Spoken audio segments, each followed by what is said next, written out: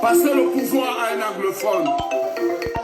Si on était bien au pays, est-ce qu'on allait prendre la route de l'aventure? Ah, mais c'est le président.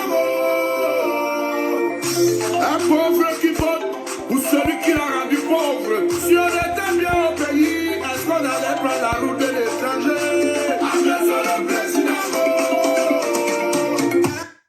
Hi, good day to the beautiful people of British Cameroon and the beautiful people of La République du Cameroon. This is a party political broadcast by myself, Maitre Mola Alex Ndiveli Singer, the leader of British Cameroon National Party. Today, I come to ask the question, has there been a constitutional coup in the Cameroons? That's what I want to address today, because a lot of people today, they talk about this vacancy in the presidency, this and that and that. Those are social media talks. In British Cameroon National Party, we are a party of law and order. We don't come and give opinions here. We come and state a fact. We come and state the law as it is. So I'm asking today, has there already been a constitutional coup d'etat in La République du Cameroon? Know that constitutional coup is when a group of people seize political power in a way which is consistent with the country's constitution, unlike the other coup d'etat when you see military. So constitutional coup d'etat is very different. This is something that people don't know. And with constitutional coup d'etat, most often those who are in the power, they exploit the loopholes, ambiguity. Sometimes lawyers, they interpret law sometimes in different way. It's not really certain. So they exploit that vacuum in the law, which is a loophole, ambiguity. So have the government of La République du Cameroon already made a constitutional coup without the knowledge of our people? Because I know social media is called social media because sometimes you might have certain things that are right and true in social media, but social media is the same time like a nightclub. You have fun, you dance, but in British Cameroon National Party, we come to say the truth, the whole truth, and nothing but the truth. So I will dive into Article 6 of the Constitution of La République du Cameroon. Let me read this first. I'll read Section 4, which is new in the Constitution. It never used to exist. It's new, but it was carefully drafted, crafted, that most people, they read it, they don't even understand it. A lot of people are saying, yes, generally in the Western world, the way you interpret incapacitated, but the way the Constitution of the Cameroons, La République du Cameroon, was drafted, Mr. Biya might not be even be incapacitated. It might not be, and I'll tell you why. Let's first read the Constitution, what it says. Where the office of the President of the Republic becomes vacant, they say vacant, okay? Vacant. As a result of what? Death. Okay, as things stand, they say Mr. Biya is alive. The second one is what? Resignation. As things stand, Mr. Biya has not resigned. And the third one is what? Permanent incapacitated. Permanent incapacitated. In America, in Britain, in most European countries, they don't use the word permanent incapacitated, because when you say permanent incapacitated, what does it mean? Before I give you the definition of incapacitated again, I would like to tell you, look, who is supposed to determine if the president of the republic is incapacitated. Listen, who is going to do that? This is what the Constitution says. Okay, I will read it all along, then you get it at the end, the whole sentence again. I will start again. Where the office of the president of the republic becomes vacant as a result of 1, death. Number 2, as a result of resignation. And number 3, permanent incapacitated. Duly ascertained by who? The Constitutional Council. The question I want to ask is, the Constitutional Council, are they medical doctors? So that's the catch. Permanent. Okay? If the Constitutional Council doesn't say the president of the republic is not permanently incapacitated, so nobody can say it. Instead, I believe the sovereign people, any person, should have come and said, let's look at the president's health and bring medical evidence. Like what we saw in America, he was asking where I am. Those are evidence to show he doesn't know where he is. To be honest, when you see President Biden stood down not to stand for a second term in office, do you know why? They don't need to say he's incapacitated, but he is. That's a polite way to say goodbye. They do it in the Western world. Often you hear that the British Prime Minister have resigned because they don't like to disgrace their Prime Minister. They will tell you that they have got enough vote behind the scene that they will vote for no confidence and they will have to kick you out. So when they inform the Prime Minister in private, you often hear that the British Prime Minister have resigned. Not that he loves to resign. They will tell you that they have got the amount of MP, the vote that they can kick you out. So Biden was incapacitated, you see. Incapacitated in the sense that, you see, he was flopping. He doesn't understand certain things. He makes things. You can see the way he talks. Same way Mr. Biya was in America, he did the same thing. But Africans are Africans. Okay, the Constitution of the Cameroons does not give what the definition of permanent incapacity. There's no definition of permanent incapacity. But generally speaking, permanent incapacity means a person who has suffered 80% of permanent physical impairment.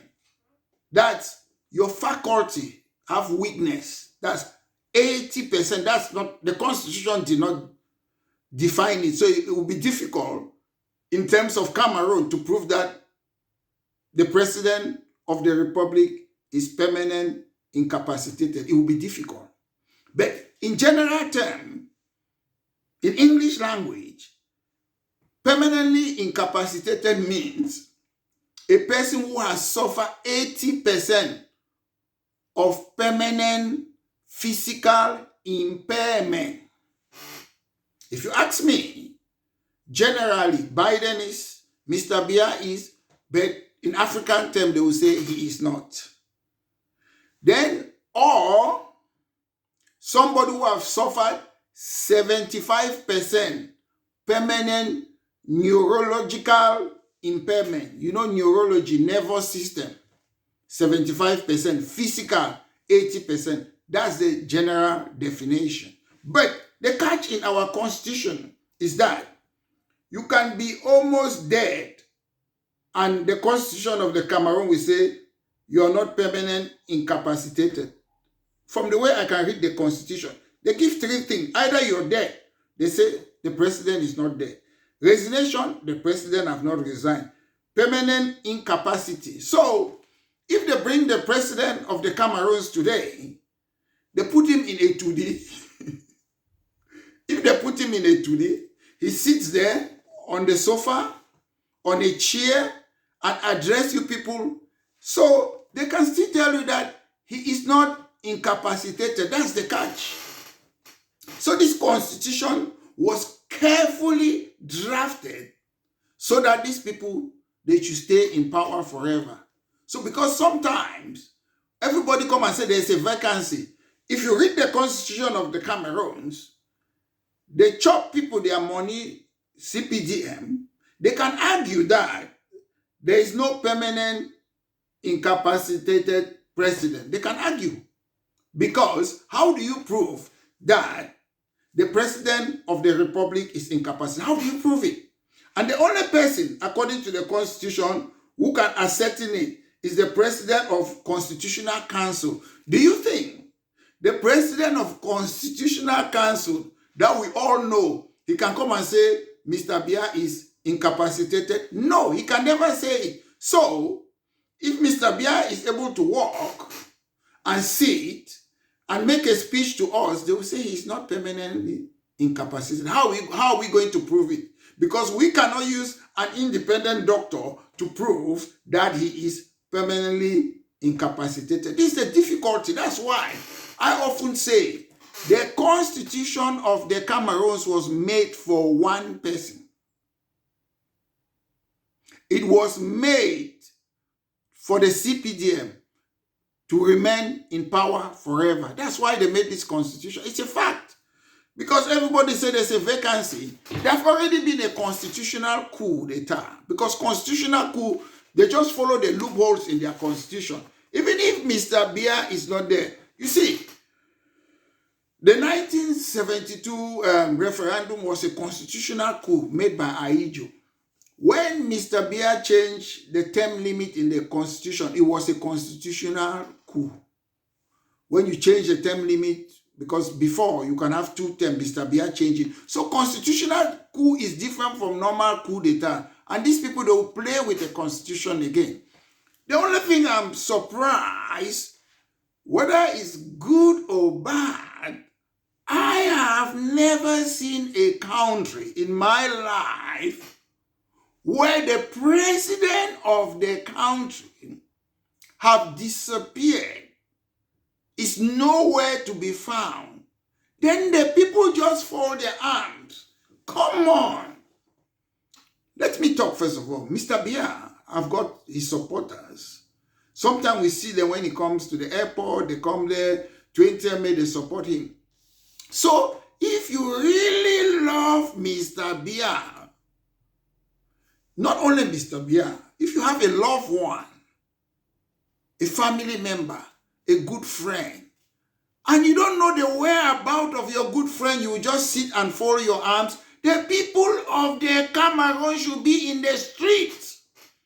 They should march to a today out of love for Mr. Bia, because you claim, those CPDM people and other people, you have a right to go to the street and say, we want to see our president. In the constitution of the Cameroons, they say sovereignty is vested to the people. So you are the sovereign people. I see some people, they sit there. Oh, people are calling Mr. Bia's name. Mr. Bia is not a private citizen. He is a president of the country. They are not calling the name of Mr. Bia as Paul Bia, a family man and a man who have got a private life. They are calling his name as the president of La République du Cameroun and the annexed part of British Cameroon. That's why they are calling his name. If Mr. Bia was not the president of La République du Cameroun and the annexed part of British Cameroon, nobody will be calling his name. Whether in good terms or in bad terms, people have a right to go to the street, maybe out of love. We want to see our president. These people, they keep Mr. Bia. They don't tell you anything. So what's Cameroon? It's not a country. The Cameroons is not a country. People cannot sit there. You are afraid. If you sit, you don't see your mother. You don't see your father. Won't you be worried? Won't you go out and ask the policemen, ask people, I'm looking for my parents. I'm looking for my best friend is missing. So why are you silent? Get out, go to the street and walk to a today. We want to see our president. Until they tell you that Mr. Biya is not well, then they assure you that's when you don't need to go to the street. The Cameroon is the only country where people are waiting for miracle to see the litters in their street to be clean. The Cameroons are the only country in planet Earth that they are waiting for miracle to have electricity and pipe-borne water, to have good hospital. When the people that governs you don't construct hospitals in your countries, then they come abroad for medical treatment. You don't question it. And when Maître Moulin Alex Diver-Lisinghe, the leader of British Cameroon National Party, questioned it, some of you say, I'm being negative. No, I'm not being negative. I love Mr. Biya.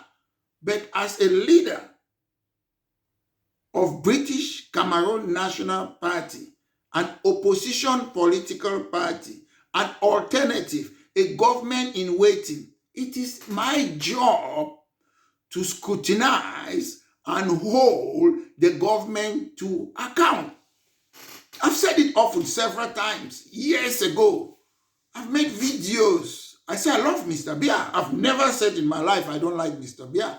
I love Mr. Biya. I love all human beings. But when I come to exercise my job as the leader of British Cameroon National Party, it's not friendship. It's not family. It is a function. That is what people they should know in the Cameroons.